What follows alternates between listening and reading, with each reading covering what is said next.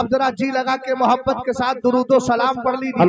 اللہ رب محمد سیدنا مولانا محمد مبارک لہنا عباد محمد صلی اللہ علیہ وسلم صلاۃ والسلام علیک یا رسول اللہ صلی اللہ تعالی علیہ وسلم. حضرت علامہ مولانا اسناد صاحب قبلہ نے ایک عنوان دیا عظمت صحابہ.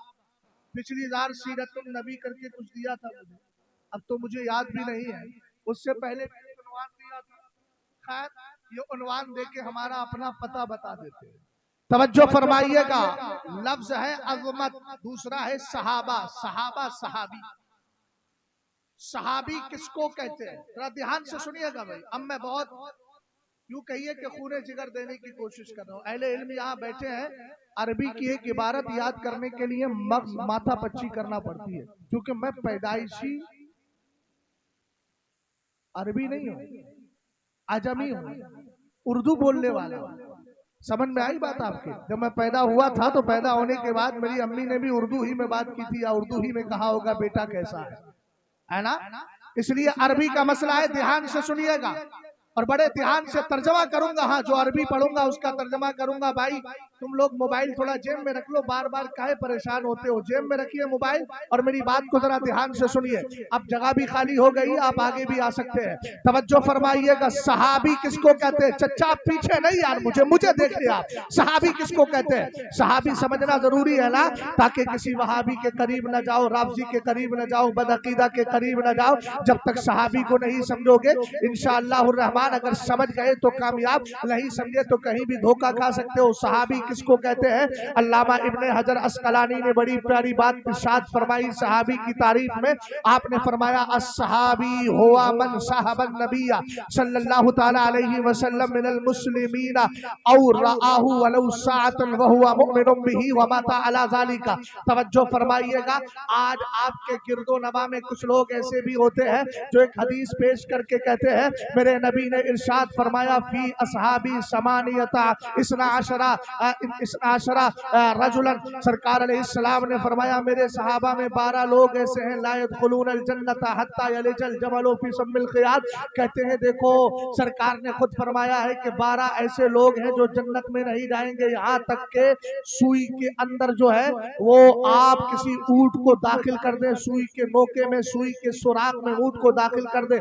ہم نے کہا یہ حدیث پیش کریں گے, اس کے بعد آپ کے ایمان عقیدے پر حملہ کرنے کی کوشش کریں گے, کہیں گے دیکھو حضور نے فی اصحابہ کا کلمہ بولا ہے. ہم نے کہا ایک جگہ فی اصحابہ ہے تو دوسری روایت میں فی امتی ہی ہے, اور اس سے اصلاح ہو گئی, اس سے تعین ہو گئی کہ یہاں امت مراد ہے, اصحاب مراد نہیں ہے. اور پھر بھی اگر اصحاب کا لفظ لے لے تو اس میں کون سے خلل میں پڑنے کی بات ہے؟ ہم نے کہا اگر کوئی اپنے آپ کو مسلمان کہتا ہے, سرکار کی گستاخی کرتا ہے لوگوں کی نظر میں, پھر بھی وہ مسلمان ہی کہلاتا ہے نا. تو حضور کا یہ جملہ کفار کے اعتبار سے تھا, چونکہ کفار یہ سمجھتے تھے کہ جو نبی کے ساتھ ہے وہ ان کا صحابی ہے. لیکن آپ جانتے ہیں جتنے نبی کے ساتھ تھے سب صحابی نہیں تھے, کچھ منافقین بھی تھے. اسی لیے تو اذا جاءک المنافقون قالوا نشهد انک لرسول اللہ, قرآن پاک کی پوری صورت نازل ہوئی. بہرحال صحابی سنیے گا, صحابی کہتے کس کو ہے؟ صحابی وہ ہے جس نے مصطفیٰ کریم کی صحبت پائی ہو اور ہو ایمان والا, یا اس نے سرکار کو دیکھا ہو اگرچہ ایک ساتھ ایک لمحے کے لیے, تھوڑی دیر کے لیے, وہوا مؤمن بہ, لیکن جب دیکھ رہا ہے تو کفر کی آنکھوں سے نہیں ایمان کی آنکھوں سے دیکھ رہا ہو. اگلا جملہ سنیے گا ومات علی ذالک, اور دنیا سے تشریف لے کر گیا ہو تب بھی ایمان کی حالت میں تشریف لے کر کے گیا ہو. بھیا سمجھ گئے نا, صحابی وہ جس نے دیکھا بھی سرکار کو ایمان کی حالت میں, صحابی وہ جس نے صحبت پائی بھی ایمان کی حالت میں اور دنیا سے گیا بھی ایمان کی حالت میں. اہل علم بیٹھے ہیں, صحبت کا معنی ہم نشینی ہوتا ہے, صحبت کا معنی ساتھ رہنا ہوتا ہے. اگر صحبت کا یہ معنی لیا جائے تو صحابہ میں ابو بکر صدیق اکبر, عمر فاروق اعظم کا کمال دیکھیے گا.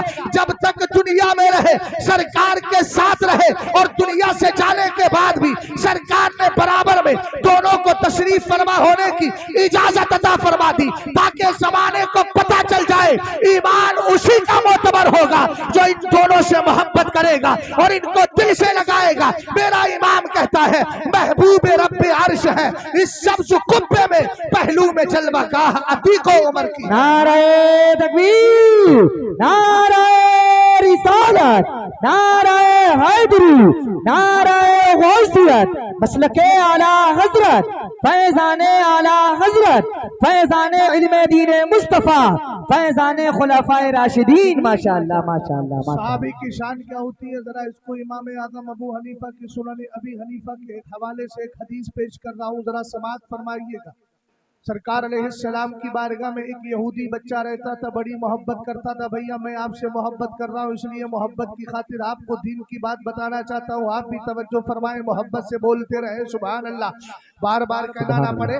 وہ یہودی بچہ تھا، حضور علیہ السلام سے بڑی محبت کرتا تھا، نوخیز تھا، بہت زیادہ عمر نہیں ہوئی تھی، عنفوان شباب میں ابھی قدم رکھا تھا، ابھی نیا نیا جوان بنا تھا، کچھ روایتوں میں ملتا ہے 14 سال کا تھا۔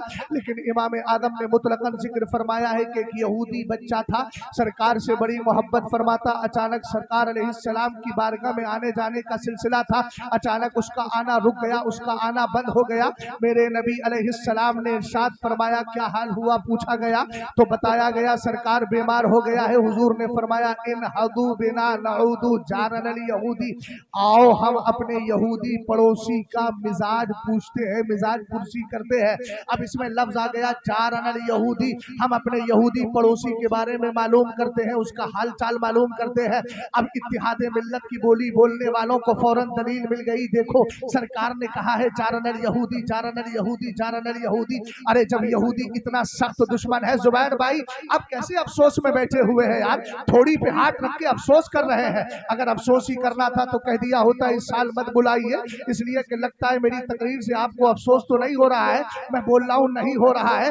غور فرمائیے گا، رسول کریم علیہ السلام کے دیوانوں، جہاں یہ جملہ آیا جارن الیہودی، حضور علیہ السلام نے تو یہودی کو دیکھنے کے لیے قدم بڑھایا تھا، حضور گھر پہ تشریف لے کر گئے تھے، ہم نے کہا بلا شبہ لے کر گئے تھے۔ پھر پڑھے گا چھٹے پاری کی آیت کریمہ، قرآن کہتا ہے لَتَجِدَنَّ أَشَدَّ النَّاسِ عَدَاوَةً لِلَّذِينَ آمَنُوا الْيَهُودَ وَالَّذِينَ أَشْرَكُوا وَلَتَجِدَنَّ أَقْرَبَهُمْ مَوَدَّةً لِلَّذِينَ آمَنُوا الَّذِينَ قَالُوا إِنَّا نَصَارَى ذَلِكَ بِأَنَّ مِنْهُمْ قِسِّيسِينَ وَرُهْبَانًا وَأَنَّهُمْ لَا يَسْتَكْبِرُونَ۔ کہا قرآن کہتا ہے تمہارا سب سے کٹر بڑا دشمن اگر کوئی ہے تو یہودی ہے۔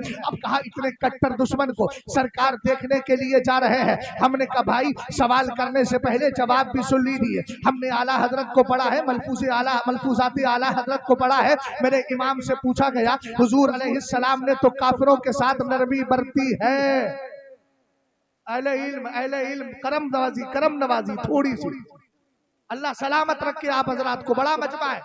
ہم نے کہا سنو، اعلیٰ حضرت سے پوچھا گیا حضور اعلیٰ حضرت یہ بتائیے ایک شخص تھا کافر، رات کو حضور کے ہاتھ ٹھہرا، اس خیال میں سارا کھانا چٹ کر گیا کہ اہل بیت بھوکے رہ جائیں۔ سمجھ رہے ہو میری بات کو؟ دیکھیے مولانا اسناد صاحب جاکٹ والے کو پتا ہے اس کو ہوش میں ہے، بیچارہ ہوش میں نہیں ہے۔ بیٹھ جا آرام سے، بیٹھ جا بھائی، بیٹھ جا۔ دیوانہ ہے، پتہ نہیں دیوانی کی نظروں کو جہاں دیکھ رہا، خیر پتہ نہیں کہاں دیکھ رہا، اللہ سلامت رکھے، توجہ فرمائیے گا۔ اعلیٰ حضرت سے پوچھا گیا ایک کافر آیا حضور کی بارگاہ میں، جملہ سنیے گا دھیان سے، آدھا اسلام نہیں سمجھنا ہے، الیوم اکملت لکم دینکم، جب قرآن کہہ رہا ہم نے تمہارا دین تمہارے لیے کامل کر دیا تو ہمیں سمجھنا بھی تو کامل ہی ہے، ناقص تھوڑی سمجھنا ہے، پورا ہی تو سمجھنا ہے۔ خیال فرمائیے گا، اعلیٰ حضرت سے کہا گیا وہ کافر آیا تھا، رات کو سارا کھانا کھا گیا، پیٹ خراب ہو گیا، نجاست بستر پہ کر دی، حضور علیہ السلام کی بارگاہ سے اٹھ کر کے چلا گیا اس خیال میں کہ صبح کو حضور نے دیکھ لیا تو ہو سکتا ہے سزا دے یا کچھ کہے۔ جیسے ہی وہ گیا، تھوڑا سفر کیا تھا، اس کو خیال آیا کہ بڑے قیمتی تلوار چھوڑ کے چلا آیا ہوں، پھر پلٹ کے اپنا ساز و سامان لینے کے لیے گیا تو کیا دیکھا حضور کے صحابہ اپنے دستائے مبارک سے اس نجاست کو دھل رہے۔ حضور کے صحابہ، سرکار علیہ السلام کے دیوانوں، اعلیٰ حضرت سے پوچھا گیا دیکھیں آپ میرے نبی نے کتنا کرم فرمایا، اپنے صحابہ سے اس کی نجاست صاف کروا رہے، دھلوا رہے۔ اعلیٰ حضرت نے جملہ ارشاد فرمایا مولانا جلال الدین رومی کو پڑھو، जवाब मिलेगा, हुजूर उन्हीं काफिरों के साथ नरमी बरतते थे जिनके बारे में हुजूर को गैब के जरिए खबर मिल चुकी होती थी कि अनकरीब कलमा पढ़ के मुसलमान होने वाले हैं। भाई आज के दौर में अगर कोई ऐसा साहिब नजर है तो फिर आए सामने, फिर हम भी देख लेंगे, कोई ना कोई सूरत निकालने की कोशिश करेंगे। क्या ख्याल है मुफ्ती इकराम साहब? आए तो आप तो मुकम्मल इकराम से नवाजिए ना, आप तो शराफा इकराम है। तवज्जो फरमाइएगा, रसूल करीम अलैहिस्सलाम के दीवानों मसला क्लियर हो गया ना। अभी हदीस पढ़ूंगा तो आपके समझ में आ जाएगा। हुजूर अलैहिस्सलाम ने इरशाद फरमाया, चलो हम अपने पड़ोसी को देख करके आते हैं। आका करीम अलैहिस्सलाम पहुंचे। अरबी के अल्फाज है, मतन के अल्फाज है और हदीस के अल्फाज है, फवजदहू फिल मौत, मेरे नबी ने उसको हालत जाकनी में देखा, लेकिन अभी इंतकाल नहीं हुआ था, अभी मालम युगरगिर की कैफियत नहीं थी, अभी आपकी देहाती जबान में सांस नड़खड़े के अंदर फंसी नहीं थी, अभी सांस बाकी थी। सरकार अलैहिस्सलाम करीब गए, जाकर के फरमाया, इशहद अल्ला इलाहा इल्लल्लाह व अन्नी रसूलुल्लाह, ए बेटे गवाही दे मैं अल्लाह का रसूल हूँ और अल्लाह के सिवा कोई माबूद बरहक नहीं। फनज़रा इला अबीही, उसने अपने बाप को देखा, बाप को देखा, आप मुझे देखिए, उसने बाप को देखा। फलम युकल्लिमहु अबूहु, उसके बाप ने उससे कुछ नहीं कहा। फिर मेरे नबी ने अपनी दावत जारी रखी, फरमाया इशहद अल्ला इलाहा इल्लल्लाह व अन्नी रसूलुल्लाह। कहा सुन सुन, जरा सहाबी का कमाल समझिएगा भाई, मैं बड़ी कीमती बात अर्ज कर रहा हूँ हदीस के हवाले से। रसूल करीम अलैहिस्सलाम ने फरमाया, पढ़ ले कलमा, कह दे मैं अल्लाह का सच्चा रसूल हूँ, अल्लाह के सिवा कोई सच्चा माबूद नहीं। ये जुमले सरकार दोबारा इरशाद फरमाते हैं। उसके बाप ने देख कर कहा और दिल में ख्याल किया होगा कि अब बेटे से मैं क्या ख्वाहिश रखूं, दुनिया से जाने वाला है, इनसे मोहब्बत भी करता है। उसने कहा इशहद लहू, जो नबी कह रहे हैं इसकी गवाही दे क्यों नहीं देता? उसने कहा अशहदु अल्ला इलाहा इल्लल्लाह व अन्नका रसूलुल्लाह। उसने कहा मैं गवाही देता हूँ अल्लाह के अलावा कोई माबूद बरहक नहीं, अल्लाह के सिवा कोई माबूद बरहक नहीं, और आप अल्लाह के सच्चे रसूल हैं। बस इतने जुमले बोलना थे। थोड़ी देर के बाद इंतकाल हो जाता है। आपने हदीस पढ़ ली ना, अभी तारीफ सुनी ना, मैंने कहा सहाबी वो है जिसने सरकार की सोहबत पाई हो या जिसने सरकार को देखा हो, ईमान की हालत में देखा हो, वलौ साअतन, अगरचे थोड़ी देर देखा हो और ईमान की हालत में दुनिया से गया हो। इधर कलमा पढ़ा, थोड़ी देर के बाद इंतकाल हो गया। अब इंतकाल के बाद जरा तवज्जो फरमाना, कलमा पढ़ ले और इंतकाल के बीच में नमाज का वक्त भी नहीं आया, ना इबादत का मौका मिला, ना रियासत का मौका मिला, ना मुजाहदात का मौका मिला, ना उसको हसनात का मौका मिला। दुनिया से तशरीफ ले गया, सिर्फ सरकार अलैहिस्सलाम को ईमान की हालत में देखा। जैसे ही इंतकाल होता है, मेरे नबी की रहमत जोश में आती है। सरकार रब की बारगाह में हाथों को उठा के अर्ज करते हैं, अल्हम्दुलिल्लाहिल्लज़ी अलक़ज़ा बी नसमतम मिनन नार, तमाम तारीफें अल्लाह के लिए जिसने मेरी वजह से एक जान को अल्लाह रब्बुल इज्जत ने जहन्नम से आजाद फरमा दिया है। पता चला सहाबी के पास कोई भी अमल ना हो, सिर्फ सरकार अलैहिस्सलाम को देख लेना ही उसके फजलो कमाल के लिए काफी हुआ। नारे तकबीर, नारे रिसालत, मजहबे इस्लाम, पैगंबरे इस्लाम, अजमते इस्लाम, फैजाने सहाबा इकराम, माशाअल्लाह माशाअल्लाह माशाअल्लाह। तवज्जो है, रहमत बरसने लगी और ये कबूलियत की दलील होगी इंशाअल्लाह, इसलिए कि इसका फैसला हम लोग नहीं जानते, रब का क्या फैसला।